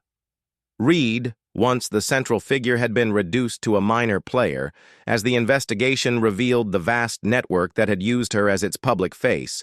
She hurried up the courthouse steps flanked by new attorneys, her original counsel having abandoned her after their own complicity was exposed. Gone was the designer wardrobe and polished appearance from her media appearances, replaced by a simple suit that reflected her diminished circumstances. "Mrs. Reed, do you regret striking Marcus Washington?" shouted a reporter Victoria ignored the question, but her expression revealed the dawning realization of her position. The powerful interests that had promised to protect her were now scrambling to save themselves, leaving her exposed to the full consequences of her actions.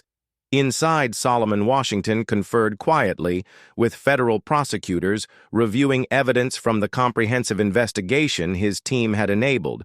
What had begun as a simple case of a flight attendant's discriminatory behavior had revealed a complex web of corporate corruption, targeted harassment, and conspiracy. Reaching into multiple industries, the Davenport family has requested a private meeting. One prosecutor informed Solomon they're offering to settle all claims and provide compensatory damages if you'll agree to sealed records. Solomon shook his head. No. Private settlements? No sealed records? The public deserves to know exactly how these systems operate. His refusal to accept confidential settlements had become a cornerstone of his strategy, not out of vindictiveness, but because meaningful change required transparency.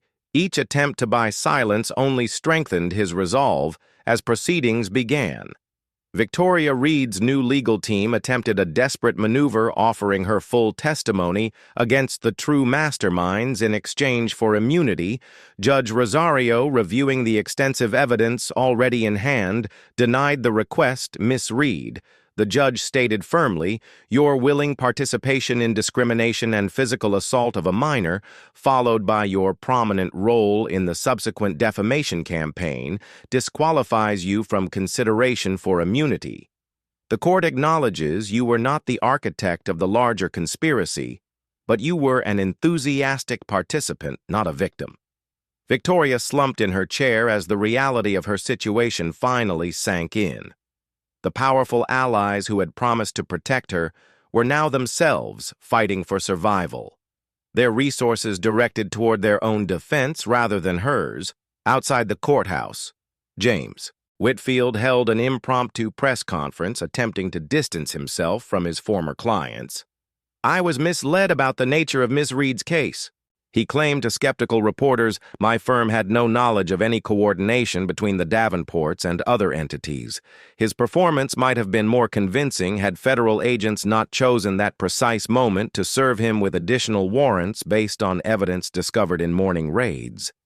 The attorney's expression as he was escorted to a waiting vehicle was captured by dozens of cameras, becoming an iconic image of the unfolding scandal back in the courtroom. Solomon observed the proceedings with analytical detachment. His focus had shifted from the immediate case to the structural issues it had exposed. Each revelation further confirmed his growing certainty that the incident on that flight had merely been a symptom of much deeper problems in how American institutions responded when traditionally marginalized people achieved positions of genuine power during a recess. Solomon received an urgent call from the hospital. Beverly Matthews had regained consciousness despite her fragile condition. She was insisting on providing formal testimony against medical advice. But with Beverly's determined consent, arrangements were made for her to testify via secure video link. When the elderly woman's face appeared on the courtroom screens, a hush fell over the proceedings. The contrast between the frail grandmother in a hospital bed and the powerful interests arrayed against her could not have been more stark. "I may be old," Beverly began, her voice weak but resolute, "but I was raised to know right from wrong. What that woman did to that child was wrong. What those people did afterward, trying to blame the victim and attack a family for standing up for themselves, was wrong. I'm here because somebody needs to say that out loud." Her testimony, delivered with moral clarity that cut through the legal complexities, provided the emotional core of the case. Beverly described not just the specific incidents she had witnessed and recorded, but the broader pattern of discriminatory behavior. Throughout the flight, painting a comprehensive picture of premeditated bias rather than a momentary lapse in judgment. The courtroom fell silent when Beverly addressed Victoria directly. "Young lady, I was there. I saw what you did. No amount of money or powerful friends can change that truth. That little boy deserved better from you, and you know it." Victoria Reed, who had maintained a facade of indignant victimhood throughout proceedings, finally broke down at these words from a witness whose moral authority was unimpeachable for the first time. Genuine remorse seemed to crack through her carefully constructed narrative as Beverly's testimony concluded. Solomon's security chief passed him an urgent note: "Massive cyber attack in progress against all Washington companies, different signature than previous attempts. Much more sophisticated." Solomon excused himself briefly to address the situation, connecting with his cybersecurity team via secure channel. "They're trying to wipe everything," his chief technology officer reported, "not just our evidence, but our entire digital infrastructure. This is beyond corporate espionage. This is scorched earth." Where's it coming from? Multiple points of origin, but primary control appears to be routing through servers owned by a Davenport subsidiary. They're getting desperate. Solomon smiled slightly. "Activate contingency Omega. Contingency." Omega, unknown even to most of his executive team, was Solomon's final defensive measure, a complete mirror of all Washington enterprise data, maintained on isolated quantum-encrypted servers in 3 different countries, updated in real time, but physically disconnected from any attackable network. The system had cost billions to develop and maintain a paranoid precaution. Until this very moment, all systems preserved.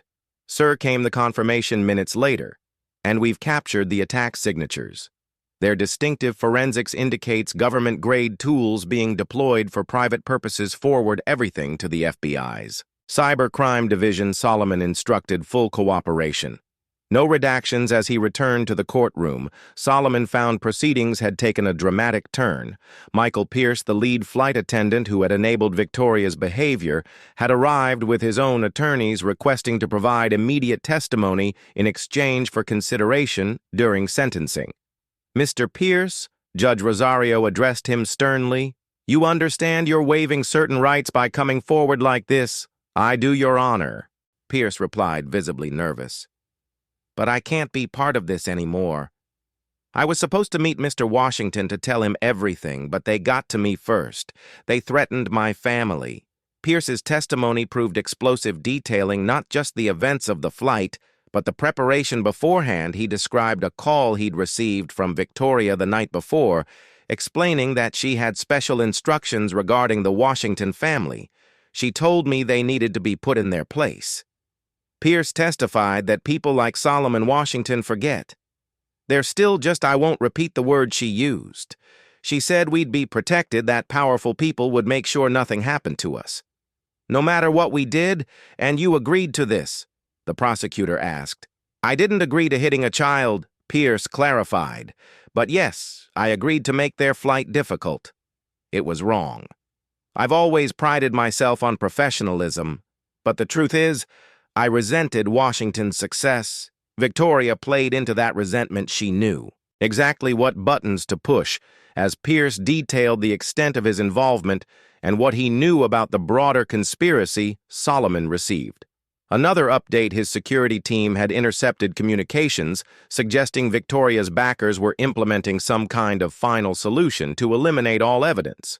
The nature of this solution became clear when federal agents acting on Solomon's information discovered explosives in the server facility housing backup evidence. The attempted sabotage confirmed what Solomon had suspected. This was never just about one incident of discrimination or even corporate rivalry. It was about maintaining a system of power that viewed certain people's success as a fundamental threat to the established order. As Day 12 of the hearings concluded, the conspiracy was collapsing from within. Victoria Reed, abandoned by her powerful sponsors and facing both civil and criminal charges, made a final desperate offer to tell everything. Solomon, consulting with prosecutors, maintained his position. No deals for the woman who had struck his child. The Davenport family, seeing their carefully constructed defenses crumbling, attempted to flee the country on their private jet, only to find federal agents waiting at the airport, the scene of America's wealthiest family being escorted into federal vehicles, became an indelible image in the unfolding drama that evening. As Solomon checked on his children, he found Marcus sleeping peacefully. For the first time since the incident, the boy had shown remarkable resilience, his natural exuberance gradually returning as he witnessed justice being served. Zara sat nearby, working on what appeared to be a complex flow chart. "What are you mapping?" Solomon asked his daughter. "The system," she replied simply. "How all of this fits together. It's not just about Victoria Reed or even the Davenports. It's about how power protects itself." Solomon nodded, impressed by his daughter's insight. At 12 years old, she understood something that had taken him decades to fully comprehend. Individual incidents of discrimination were merely symptoms of deeper structural issues. As he looked at Zara's diagram, Solomon reflected on the extraordinary chain of events triggered by his simple refusal to let racial abuse go unchallenged. What had begun as a personal stand for his family's dignity had exposed corruption reaching into the highest levels of corporate America and beyond. The conspiracy was collapsing, but Solomon Washington knew the real work was just beginning. The systems that had enabled this coordinated attack remained largely intact, even as their current operators faced consequences. Transforming those systems would require more than just winning the current battle. As he updated his own strategic planning documents, Solomon added a new initiative with a simple title: Structural Reform. The scope of this project extended far beyond his personal vindication. It aimed at the heart of how power operated in America. The challenge was immense, but Solomon Washington had never been one to shy away from transformative possibilities. The next morning would bring the final day of testimony, but the true impact of this case was just beginning to unfold across boardrooms, newsrooms, and living rooms throughout the country. 6 months after Victoria Reed's hand struck Marcus Washington's cheek at 30:00 FT, the federal courthouse was packed for the final day of sentencing hearings. The case had expanded far beyond its origins, revealing a network of corruption that had shocked even the most cynical observers of American power. Beverly Matthews, now recovered enough to attend in person, sat in the front row beside Solomon and his children at 82. She had become an unexpected icon of moral courage. Her simple act of recording a flight and then standing firm against intimidation had helped expose a conspiracy reaching into the highest echelons of corporate America. The defendants have been found guilty of charges including conspiracy witness, tampering, obstruction of justice, cybercrime, and civil rights violations, Judge Rosario summarized, "This court must now determine appropriate sentences reflecting both the individual actions and the coordinated nature of these offenses." Victoria Reed sat alone at the defense table, abandoned by her former powerful allies. The evidence against her had proven overwhelming, not just the videos of her assaulting Marcus, but her documented history of discriminatory behavior and her willing participation in the subsequent defamation campaign against the Washington family, Ms. Reed. The judge addressed her directly. "While evidence suggests you were not the architect of the larger conspiracy, you were its willing catalyst. Your decision to physically strike a child in your care, followed by your enthusiastic participation in efforts to blame that child and his family, reflect a profound moral failure that this court cannot overlook." Victoria no longer. The defiant figure from early proceedings nodded slightly. The months of testimony had stripped away her rationalizations, leaving her face to face with the reality of her actions. "I hereby sentence you to 4 years in federal prison, followed by 5 years of supervised release and 0 hours of community service, specifically working with organizations promoting racial justice and children's welfare," as Victoria was led away. Solomon felt no satisfaction, only a sense that accountability, while necessary, was merely the beginning of a much longer journey. His focus had already shifted to the structural changes needed to prevent similar abuses of power outside the courthouse. Reporters swarmed as Solomon emerged with his family and legal team, rather than the standard celebratory press conference expected after such a victory. Solomon had prepared something different. "Today isn't about punishment," he began, capturing every word. "It's about transformation.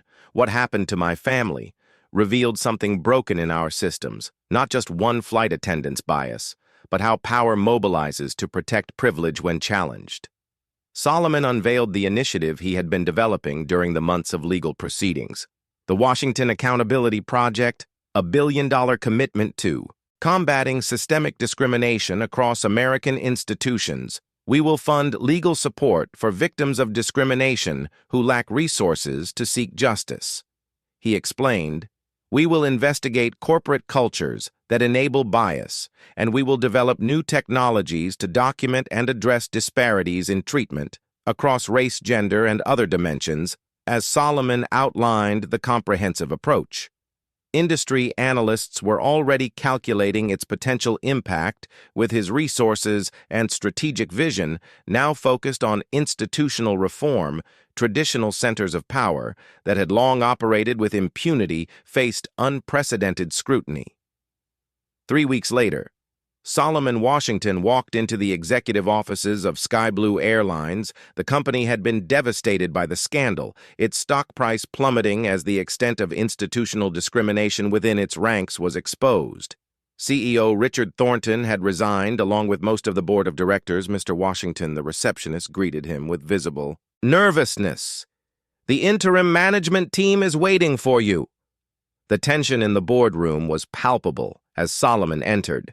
The executives had been summoned without explanation, many assuming this was a prelude to devastating litigation that would finish the already struggling airline. "Ladies and gentlemen," Solomon began, "you're wondering why I've asked to meet with you today." He placed a document on the table. "This is confirmation of my investment firm's acquisition of controlling interest in SkyBlue Airlines completed." This morning, gasps and murmurs filled the room. Solomon raised a hand for silence. "I'm not here for revenge. I'm here because this company now has an opportunity to become a model for transformation. SkyBlue will implement the most comprehensive anti-discrimination protocols in the airline industry, not because of litigation or regulation, but because it makes business sense to treat all customers with dignity." Over the following months, SkyBlue underwent a remarkable transformation. Solomon appointed a diverse leadership team tasked with rebuilding the company's culture. From the ground up, new training programs, accountability systems, and transparent reporting mechanisms were implemented across all levels of the organization. Most significantly, Solomon worked with Marcus to develop an innovation that would ultimately transform the industry. The Young Traveler's Voice System, allowing children to easily and securely report mistreatment. During flights, the program initially launched on Skyloo was eventually adopted by airlines worldwide after proving both effective and economically beneficial in reducing incidents and increasing customer loyalty. Marcus, now 9 years old, had recovered from his trauma with the resilience of childhood, though the experience had left him more thoughtful, more aware of injustice around him at the launch event for Young Traveler's Voice. He spoke briefly but powerfully about the importance of listening to children's experiences. Sometimes grown-ups don't believe kids when we tell them something bad happened. He said simply, "This helps make sure we're heard." Zara, meanwhile, had taken her initial analysis of power structures and expanded it into a comprehensive research project, working with sociologists from top universities to map how discrimination complaints were traditionally handled across different industries. At 13, she was already showing the analytical brilliance and moral clarity that suggested she might one day eclipse even her father's accomplishments. As for Beverly Matthews, she had become something of a celebrity. Her straightforward moral courage resonating across generational and political lines, she used her platform to speak about the responsibility of bystanders, often telling audiences, "You don't have to be powerful to stand up for what's right, you just have to be present and willing." 1 year to the day after Victoria Reed's hand struck Marcus Washington's face, Solomon stood at the window of his office watching the transformation he had set in motion continue to unfold. Sky Blue Airlines, once a symbol of institutional discrimination, was now leading the industry in equity initiatives. The Washington Accountability Project had already taken on cases that promised to transform practices in healthcare, education, and housing. The conspiracy that had mobilized against his family had been powerful, but it had ultimately failed because it underestimated both Solomon's strategic brilliance and the power of simple moral clarity. Victoria Reed and her powerful backers had assumed their positions of privilege were unassailable, that the system would automatically protect them even when they were clearly wrong. Solomon's phone buzzed with a message from his assistant. A newly hired Sky Blue flight attendant had just prevented a similar incident on a flight from Chicago, intervening. When another crew member showed discriminatory behavior toward a young passenger of color, the new systems were working as Solomon prepared to leave for the day. Marcus burst into his office excited about his upcoming school presentation. The boy was attending a new school, now one that had embraced the Washington family and used the case as an opportunity to educate students about bias and moral courage. "Dad, I finished my project," Marcus announced proudly. "It's about Grandma Matthews and how one person can change everything." Solomon smiled, recognizing a profound truth in his son's simple characterization. Beverly Matthews had indeed changed everything, not through wealth or power, but through the simple act of bearing witness and refusing to stay silent. As father and son walked through the office together, Solomon glanced at a monitor showing a new Sky Blue Airlines advertisement, a diverse group of flight attendants welcoming passengers of all backgrounds with the tagline, "Everyone belongs in the sky." It was a small symbol of the changes rippling outward from that single moment of confrontation at 30. Over 0FT, Solomon knew the work of transformation was far from complete. The systems that had enabled Victoria Reed and protected her powerful backers remained embedded in American institutions. Changing them would require sustained effort across generations. But as he watched his children growing into their own sense of purpose and witness, he felt something he had rarely permitted himself during his rise to unprecedented success. Genuine hope. The Washington family entered their waiting car, heading home through a world that, while still deeply flawed, had been nudged toward accountability by their refusal to accept injustice in the distance. A Sky Blue airliner climbed into the evening sky, carrying with it not just passengers, but the possibility of a more just future taking flight. The story of Solomon Washington and his family teaches us powerful lessons about courage, accountability, and systemic change when faced with blatant discrimination. Solomon didn't just seek personal justice, he recognized the deeper patterns of institutional protection that enable such behavior to persist. His strategic response transformed an individual incident into a catalyst for widespread reform. We learned that true power lies not just in wealth or position, but in moral clarity and strategic action. Beverly Matthews, an elderly woman with no special resources, changed everything through her simple commitment to doing what was right. Her courage reminds us that witnesses to injustice have a crucial role to play. Silence perpetuates discrimination, while speaking up can spark transformation. The story also reveals how systems of privilege mobilize to protect themselves when challenged. The coordinated campaign against Solomon exposed how deeply entrenched discriminatory attitudes remain, even in our supposedly progressive society. Those who benefit from existing power structures will often go to extraordinary lengths to maintain them. Perhaps most importantly, this story teaches us that meaningful change requires both accountability for individual actions and transformation of underlying systems. Victoria Reed needed to face consequences for her behavior. But true justice demanded addressing the institutional cultures that enabled and protected her. Finally, we see that children like Marcus and Zara understand more than we often credit by involving them in creating solutions. Solomon ensured the next generation would be better equipped to recognize and dismantle discriminatory systems. Real change isn't just about punishing wrongdoers. It's about creating new structures that make such behavior unacceptable in the first place. What would you have done if you witnessed what Beverly Matthews saw on that flight? Would you have spoken up or remained silent like most passengers? Comment below with courage. If you believe in standing up against injustice, even when it's difficult, has discrimination touched your life or someone you know? Share your experiences and how you responded. Your story might give others the strength they need to speak up next time. If you believe in creating a world where everyone is treated with dignity, regardless of their race or background, hit that subscribe button and join our community. Be dedicated to sharing real stories that challenge us to be better, like this video, to help spread this important message to others who need to hear it. Thank you for listening to this story of courage, accountability, and transformation. May we all find the strength to stand up for what's right, even when powerful forces push back. Remember, as Solomon Washington learned, real change begins with refusing to accept injustice, no matter how normalized it might.